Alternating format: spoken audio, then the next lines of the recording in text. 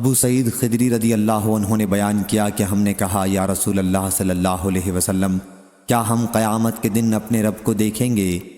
حضرت صلی اللہ علیہ وسلم نے دریافت فرمایا، کیا تم کو سورج اور چاند دیکھنے میں کچھ تکلیف ہوتی ہے جبکہ آسمان بھی صاف ہو؟ ہم نے کہا کہ نہیں۔ حضرت صلی اللہ علیہ وسلم نے اس پر فرمایا کہ پھر اپنے رب کے دیدار میں تمہیں کوئی تکلیف نہیں پیش آئے گی جس طرح سورج اور چاند کو دیکھنے میں پیش نہیں آتی۔ پھر آپ نے فرمایا کہ ایک آواز دینے والا آواز دے گا کہ ہر قوم اس کے ساتھ جائے جس کی وہ پوجا کیا کرتی تھی۔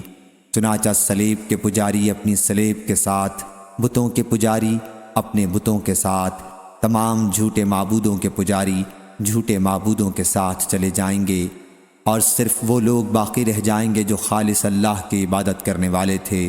ان میں نیک و بد دونوں قسم کے مسلمان ہوں گے، اور اہل کتاب کے کچھ باقی ماندہ لوگ بھی ہوں گے۔ پھر دوزخ ان کے سامنے پیش کی جائے گی، وہ ایسی چمکدار ہوگی جیسے ریت کا میدان ہوتا ہے جو دور سے پانی معلوم ہوتا ہے۔ پھر یہود سے پوچھا جائے گا کہ تم کس کی پوجا کرتے تھے؟ وہ کہیں گے کہ عزیر ابن اللہ کی پوجا کیا کرتے تھے۔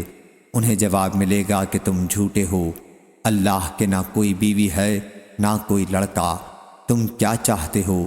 وہ کہیں گے کہ ہم پانی پینا چاہتے ہیں کہ ہمیں اس سے سیراب کیا جائے۔ ان سے کہا جائے گا کہ پیو۔ وہ اس چمکتی ریت کی طرف پانی جان کر چلیں گے اور پھر وہ جہنم میں ڈال دیے جائیں گے۔ پھر نصارہ سے کہا جائے گا کہ تم کس کی پوجا کرتے تھے؟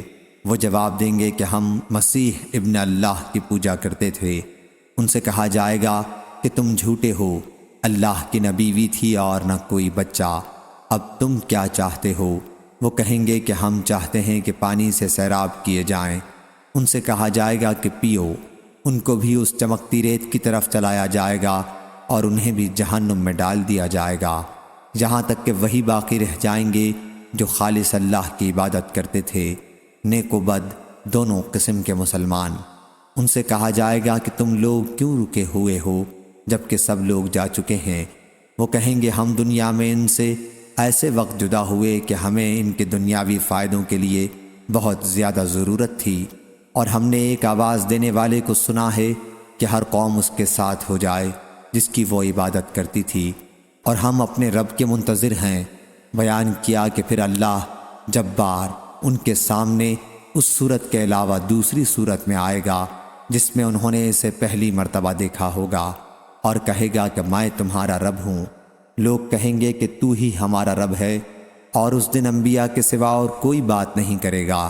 پھر پوچھے گا کیا تمہیں اس کی کوئی نشانی معلوم ہے؟ وہ کہیں گے کہ ساق، پنڈلی۔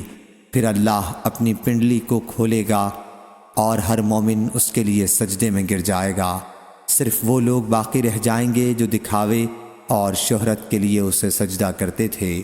وہ بھی سجدہ کرنا چاہیں گے لیکن ان کی پیٹھ تختے کی طرح ہو کر رہ جائے گی۔ پھر انہیں پل پر لایا جائے گا۔ ہم نے پوچھا یا رسول اللہ صلی اللہ علیہ وسلم، پل کیا چیز ہے؟ آپ نے فرمایا وہ ایک پھسلواں گرنے کا مقام ہے، اس پر سنسنیاں ہیں، آنکڑے ہیں، چوڑے چوڑے کانٹے ہیں، ان کے سرخمدار سادان کے کانٹوں کی طرح ہیں جو نجد کے ملک میں ہوتے ہیں۔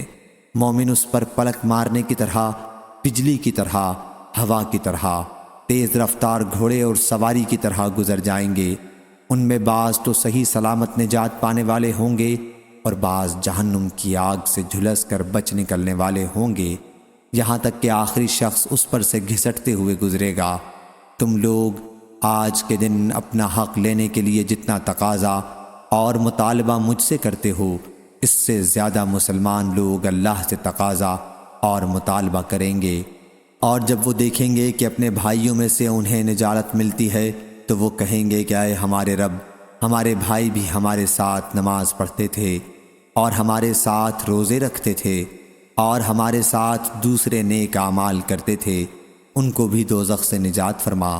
چنانچہ اللہ تعالیٰ فرمائے گا کہ جاؤ اور جس کے دل میں ایک اشرفی کے برابر بھی ایمان پاؤ اسے دوزخ سے نکال لو، اور اللہ ان کے چہروں کو دوزخ پر حرام کر دے گا۔ چنانچہ وہ آئیں گے اور دیکھیں گے کہ بعض کا تو جہنم میں قدم اور آدھی پنڈلی جلی ہوئی ہے، چنانچہ جنہیں وہ پہچانیں گے انہیں دوزخ سے نکالیں گے، پھر واپس آئیں گے اور اللہ تعالیٰ ان سے فرمائے گا کہ جاؤ، جس کے دل میں آدھی اشرفی کے برابر بھی ایمان ہو اسے بھی نکال لاؤ۔ چنانچہ جن کو وہ پہچانتے ہوں گے ان کو نکال لیں گے، پھر وہ واپس آئیں گے اور اللہ تعالیٰ فرمائے گا کہ جاؤ، اور جس کے دل میں ذرہ برابر ایمان ہو اسے بھی نکال لاؤ۔ چنانچہ پہچانے جانے والوں کو نکالیں گے۔ ابو سعید رضی اللہ عنہ نے اس پر کہا کہ اگر تم میری تصدیق نہیں کرتے تو یہ آیت پڑھو، اللہ تعالیٰ ذرہ برابر بھی کسی پر ظلم نہیں کرتا، اگر نیکی ہے تو اسے بڑھاتا ہے۔ پھر انبیاء اور مومنین اور فرشتے شفاعت کریں گے، اور پروردگار کا ارشاد ہوگا کہ اب خاص میری شفاعت باقی رہ گئی ہے۔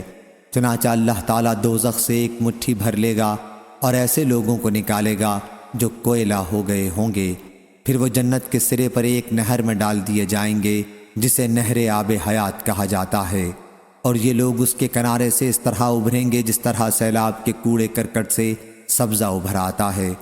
تم نے یہ منظر کسی چٹان کے یا کسی درخت کے کنارے دیکھا ہوگا، تو جس پر دھوپ پڑتی ہے وہ سبز ابھرتا ہے، اور جس پر سایہ ہوتا ہے وہ سفید ابھرتا ہے۔